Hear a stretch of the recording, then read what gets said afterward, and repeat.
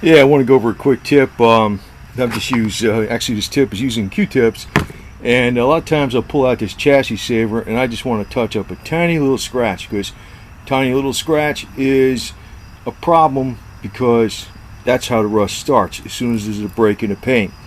So what I did was I used these glass jars and I just put some grease around the edge of the threads. That keeps the chassis saver from closing this jar up permanently. I use like heavy grease, you know, real heavy grease.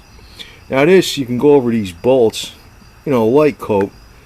And the other thing I want to do is I got the new bolts that hold the bumper on, and you can see how small they are in the Samurai. I want to actually put something on here, these fender washers, and basically stick the bolt through here. You see what I mean? In other words, the chassis saver will work like a glue. It'll hold it in place. I probably got a little on my finger, but you know, I found is you can get this stuff off. It's coconut oil and stuff. But basically, put some around here, and it'll work like a glue. Don't get it all over the threads, though. I'm talking about, but just basically, so that'll work like a heavy flange nut, because this here is a flange nut, and I want something a little larger than that flange. So I got fender washers, and to hold them on there, the chassis saver will glue it in place. Now these screws, they're like rust. I used to touch this up with paint and stuff, but this shit stays on there forever. So, but I keep taking it out all the time and using it, and I'll put a real tiny coat on the threads, real light, real carefully, real light, and enough that it doesn't, because it's thin. This stuff is thin, but you want to do everything possible to keep rust away.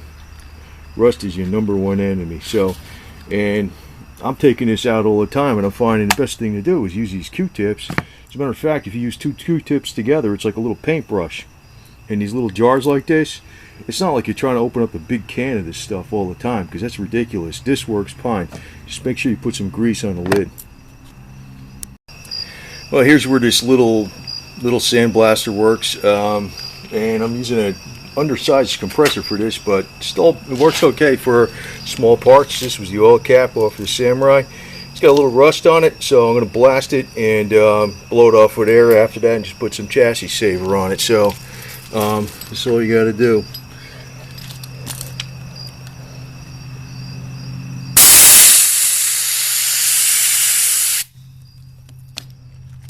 And you can see how clean that comes out. So, and you know, the whole thing was this stupid, well, I don't call it stupid chassis saver, but you know, they sell that stuff that's supposed to make it adhere to the metal. The whole point is you got to sandblast it. It's got to be rough. The metal's got to be etched. Then it'll stick. You don't need any special prep, anything. It's just got to be sandblasted. It's got to be rough, and of course grease free. So anyway, the sandblaster cleans up the oil cap like brand new again, and the only thing you got to do now is you take some chassis saver. You can take a couple of these Q-tips at a time, use them as a paintbrush, go over it, and it'll stick on there really good and never rust out.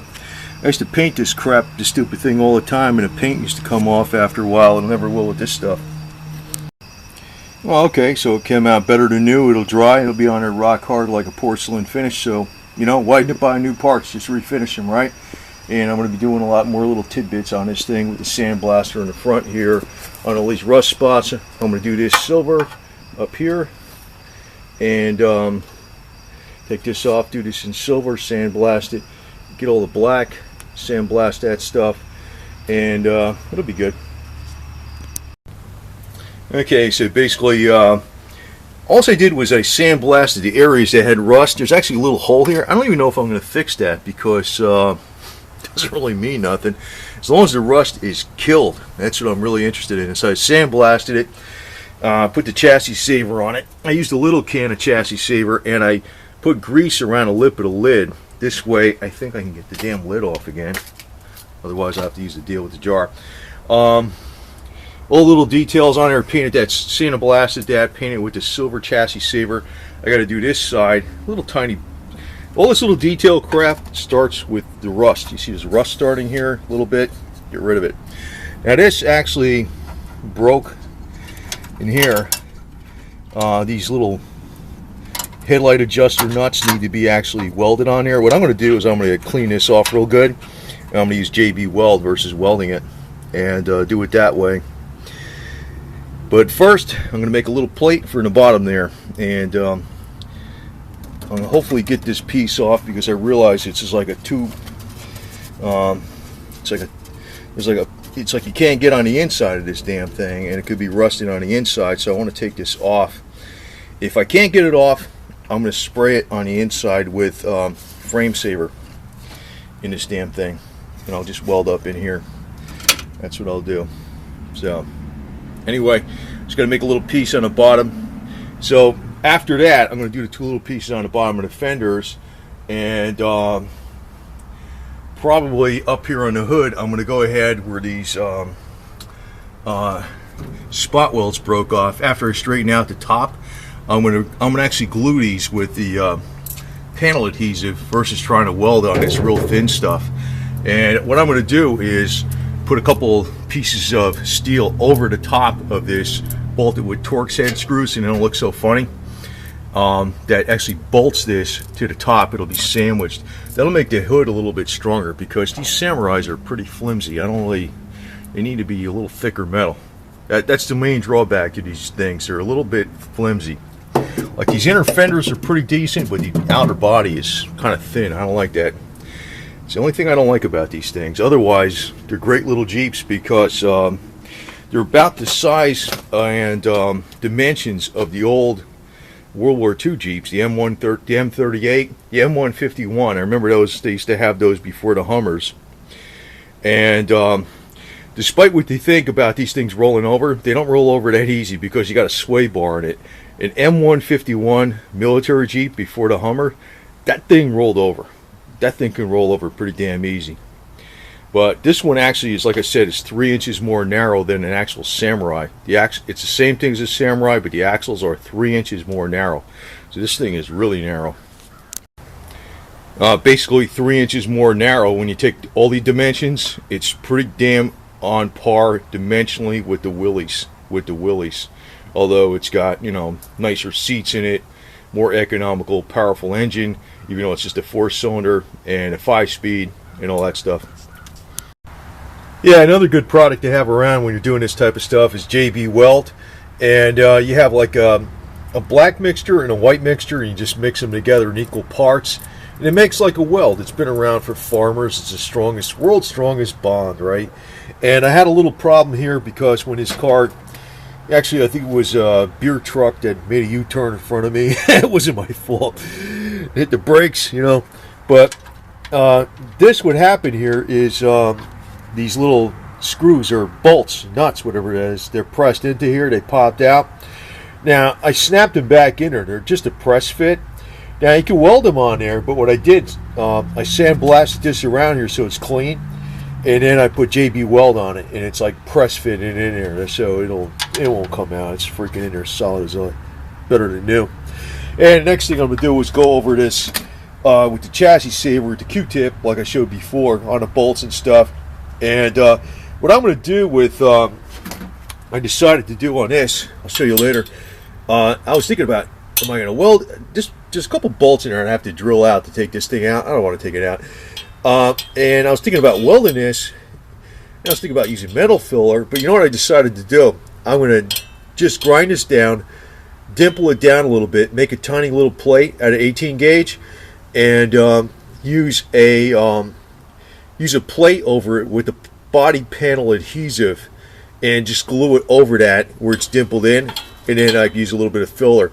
And if you use the whole body, this way, see, if you're weld, you're gonna have to worry about getting something on the other side to protect the metal. But if I use a panel that's coated with panel adhesive, it'll never rust. That's the beauty of using glue sometimes versus welding. And this is a non-structural component, and it'll be, you know, it's just a little tiny piece that goes on there. So there's a couple little spots I got to do, and that's what I'll do. So anyway. Well, I've been you know, working on this little piece for the fender, and I was making a little bottom piece where there was a hole, and actually I may have to make a hole in here for drain hole for the water. And I'll tap this hole in here tighter and weld it from the inside. And you know, I'm not a welder, and I have a really a welder that's kind of messed up, but I'm just using it because I don't have enough. I don't use it enough to justify getting another one. I don't feel like throwing away a brand new welder that's semi defective. But I decided to put a few pop rivets down here on the bottom. You're not going to see them because it's down here on the bottom. And actually, also I'm going to do is weld this. This is actually on the very bottom of the fender right here. You're not going to see that, so if the welds come out sloppy, yeah, you probably won't even notice it at all because it's kind of curved in.